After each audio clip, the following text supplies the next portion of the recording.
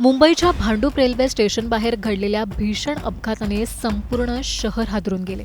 नियंत्रण सुटलेल्या बेस्ट बसने 13 निष्पाप नागरिकांना चिरडले. या दुर्घटनेत 4 जणांचा जागीच मृत्यू झाला तर 9 जण सध्या रुग्णालयात मृत्यूशी झुंज देत आहेत. अपघातानंतर परिसरात एकच गोंधळ आणि संतापाचं वातावरण निर्माण झालं. नेमका हा अपघात कसा घडला? बेस्ट बस ड्रायव्हरचा निष्काळजीपणा नडला का? एक यू टर्न कसा चौघांच्या जीवावर बेतला? या सगळ्या प्रश्नांची उत्तरं या व्हिडिओतून आपण घेणार आहोत. त्यासाठी हा व्हिडिओ शेवटपर्यंत पाहत राहा आणि टाइम्स नाऊ मराठीला फॉलो आणि सबस्क्राईब करायला विसरू नका.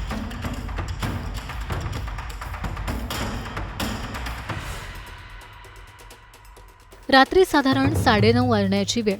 दिवसभरातील मेहनत संपवून मुंबईकर आपापल्या घरी परतत होते. कुणाच्या हातात भाजीची पिशवी होती तर कुणाच्या मनात कुटुंबासोबत बसून शांततेत जेवण करण्याची आस. पण भांडूप रेल्वे स्टेशन बाहेर अचानक मृत्यूचं तांडव सुरू झालं.